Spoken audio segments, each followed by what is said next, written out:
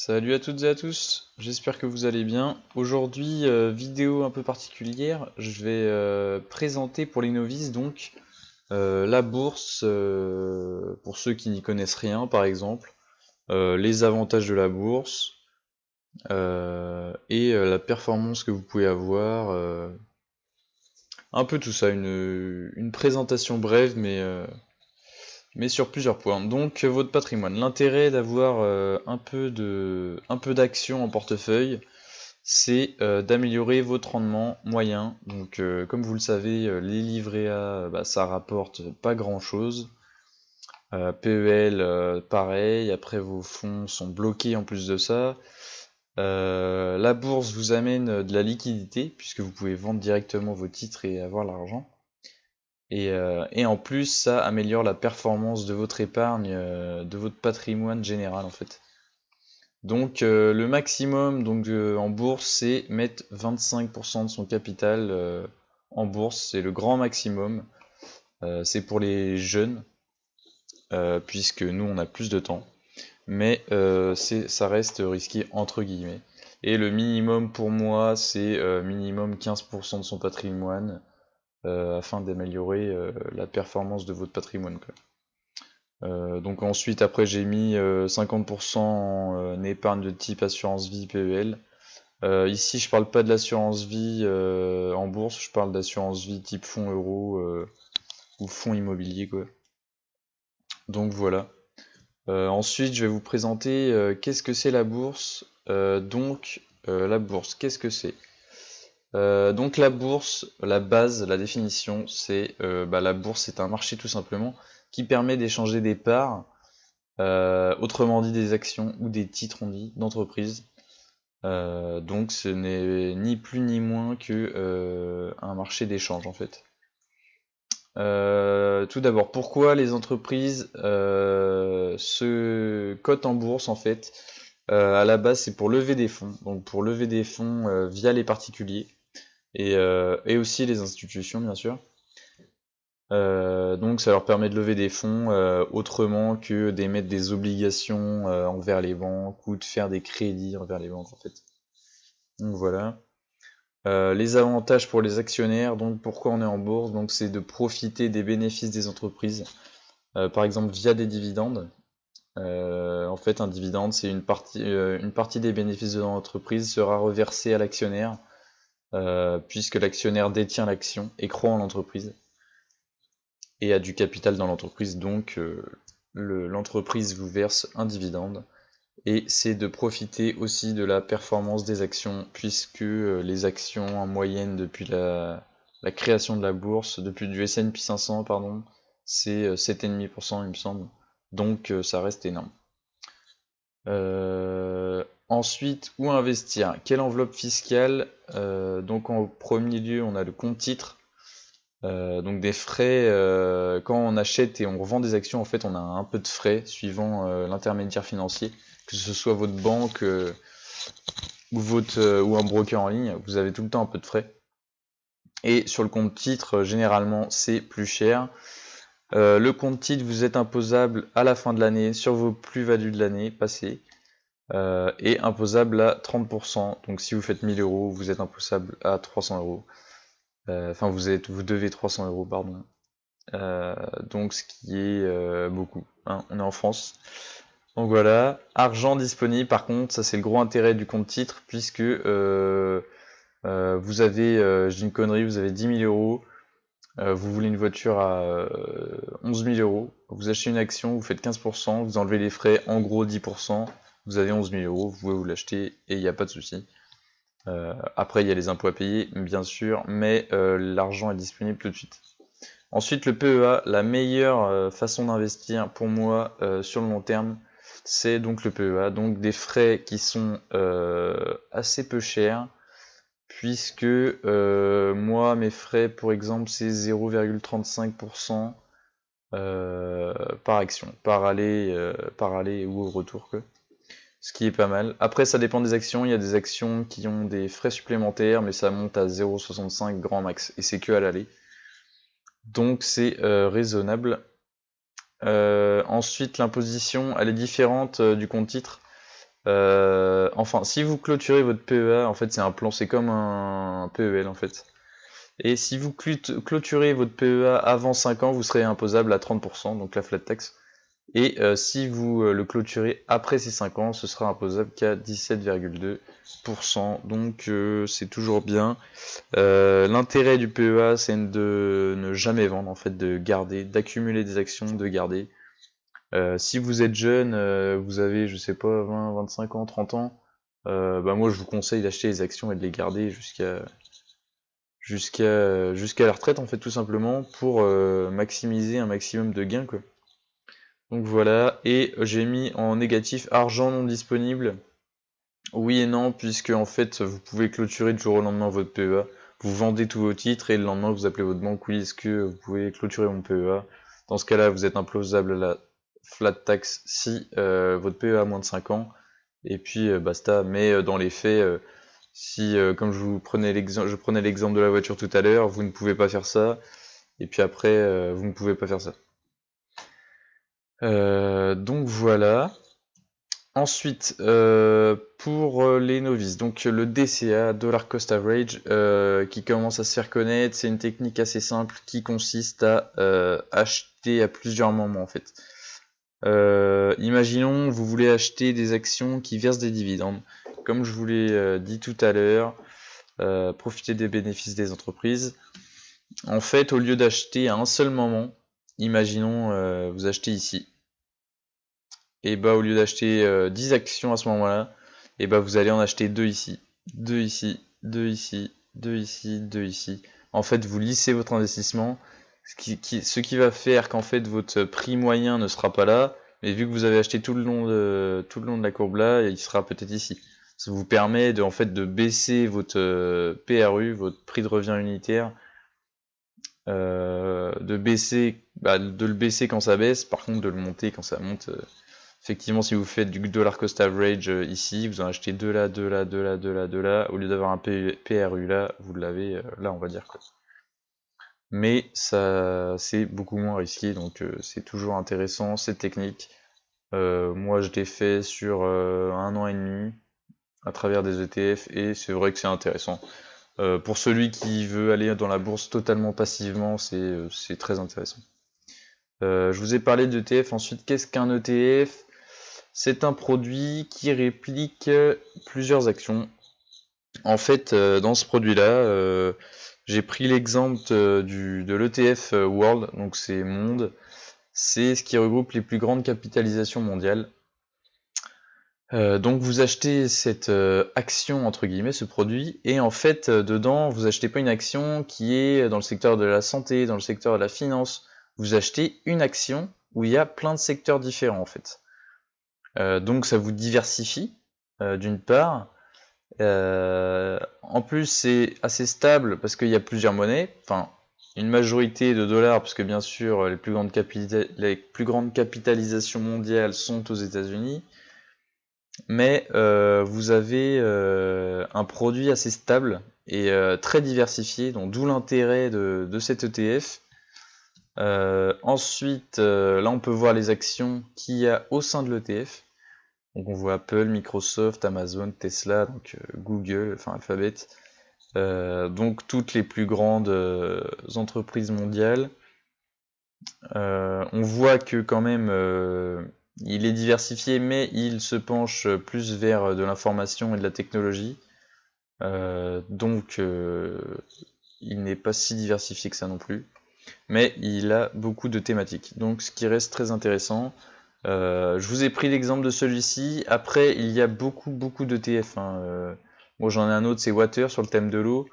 Que j'affectionne particulièrement puisque l'eau c'est une ressource rare qui va se raréfier avec le temps en plus de ça. Et il y en a des milliers, hein, des ETF, il y en a des milliers. Là, on prend l'exemple de cette ETF. Donc depuis sa création 2014, on est à 150%. Ouais, bah, c'est pas mal, hein. En investissement passif, c'est correct, hein.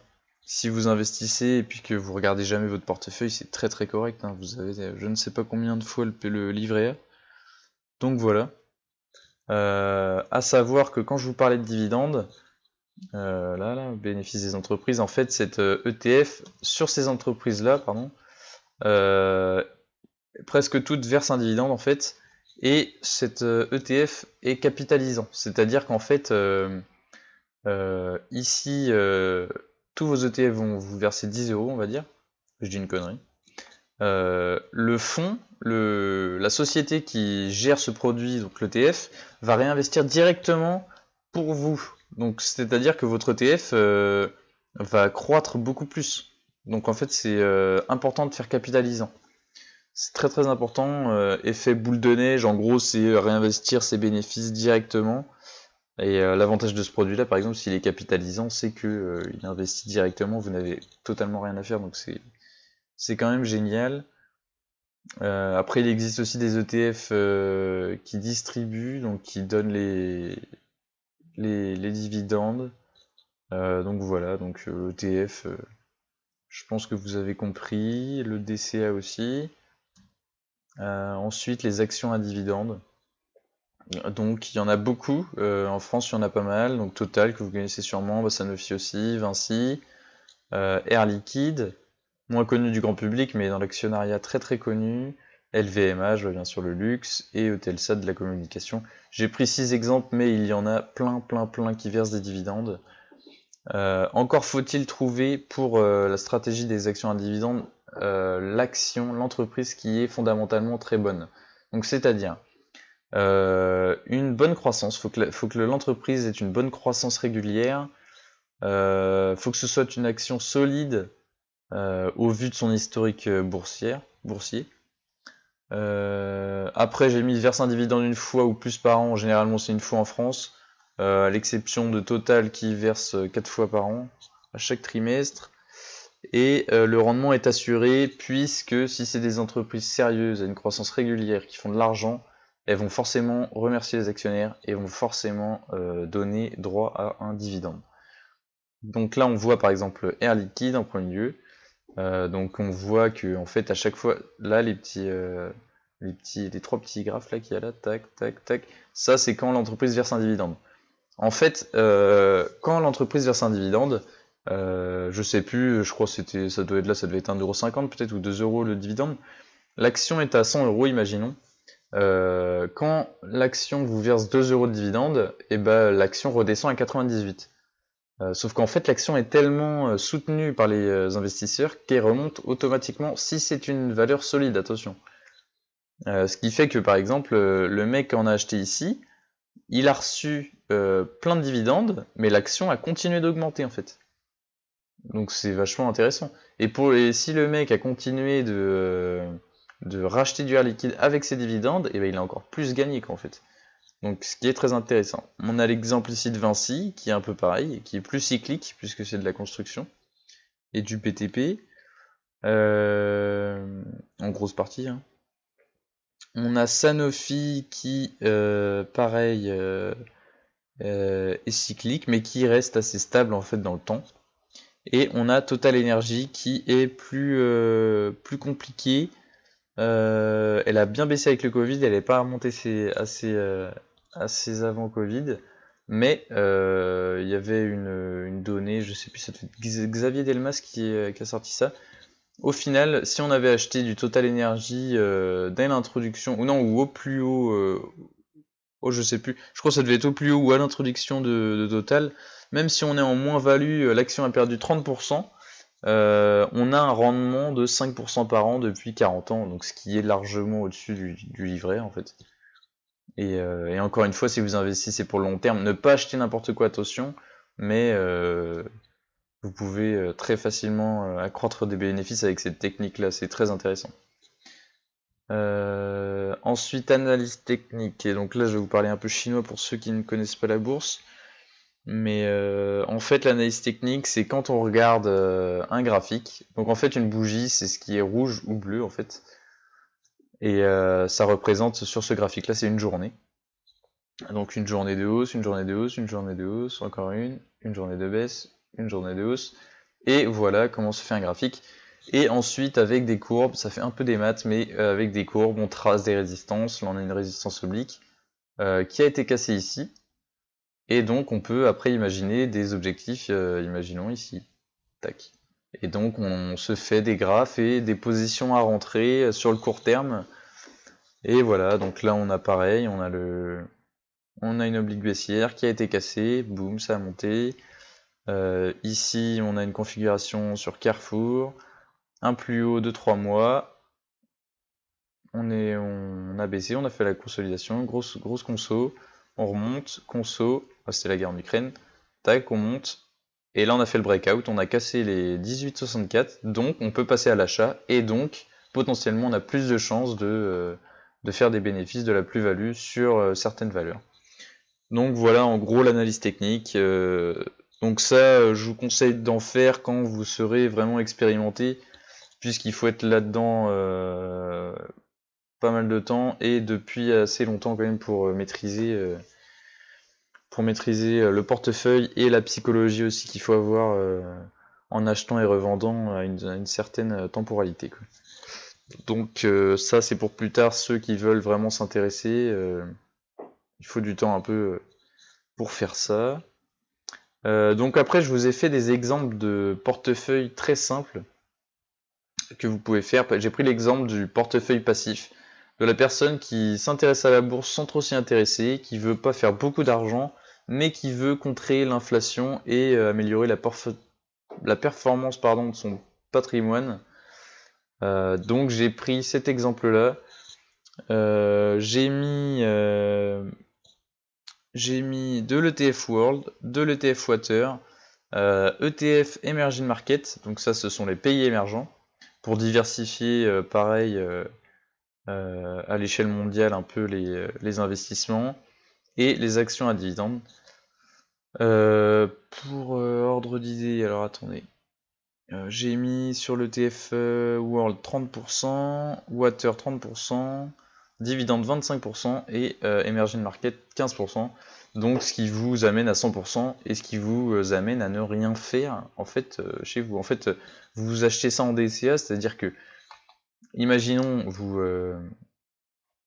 vous achetez en DCA, vous voulez mettre, j'ai une connerie, 10 000 euros sur 10 mois. Et ben en fait, vous investissez 1000 euros par mois sur votre portefeuille. Donc si le water est à 30%, et ben vous mettez 300 euros tous les mois dessus. ETF water pareil, action à dividende 250, ici 150. Et vous faites ça pendant 10 mois, ce qui va lisser votre investissement et ce qui va minimiser le risque entre guillemets. Et ce qui vous amènera après à ne plus rien faire en fait. C'est ça l'intérêt du portefeuille passif. Et en plus de ça, c'est très performant. Donc, d'où l'intérêt d'aller en bourse, de s'intéresser à ce milieu-là. Et voilà quoi. Et en plus, c'est super enrichissant du point de vue économique, de ce qui se passe dans le monde. C'est très très enrichissant. Donc voilà pour le portefeuille passif. Et ensuite l'actif, donc ça c'est plus moi personnellement je suis plus là-dessus quoi. Entrée sur les valeurs ETF et actions en dividendes en DCA évidemment. Après pas forcément, hein, celui qui s'y connaît. Personnellement j'achète pas forcément en DCA maintenant, mais c'est important pour celui qui n'y connaît pas grand chose au début d'acheter avec le DCA. Moi, mon portefeuille, je sais que c'est 17% ou 16,5% d'ETF Water, 17% ou 16,5% World. J'ai 17% en actions à dividendes. J'ai 25% de liquidité et j'ai 25% qui est alloué à l'analyse technique. Donc, comme je vous ai parlé, les cassures d'obliques, les cassures de résistance et les breakouts et plein d'autres choses qui font qu'on doit acheter, et donc ce qui est très intéressant et beaucoup plus performant forcément que le passif, puisque là vous vous en occupez tout le temps. Et vous allez me dire aussi, je vous redis, 25% de liquidité, en fait ça sert à quoi? Ça sert à celui qui s'en occupe de son portefeuille. Si par exemple la guerre en Ukraine, tout simplement, les marchés ont fortement baissé, et bah vous en servez pour investir sur des valeurs généralement de long terme. Et puis dès que ça remonte, et ben en fait vous revendez et vous gardez votre liquidité, ce qui fait que vous avez en plus un bonus sur vos horizons long terme, quoi. Donc ce qui est vachement intéressant. Donc personnellement, moi c'est ma technique d'investissement qui pour l'instant est pas mal, est pas mal. Et donc voilà, donc c'était une courte présentation histoire de vous montrer un peu c'était quoi la bourse, que celui qui en a rien à faire, il peut très bien investir en étant passif, de mettre même si ce n'est pas 15%, il peut mettre moins, hein.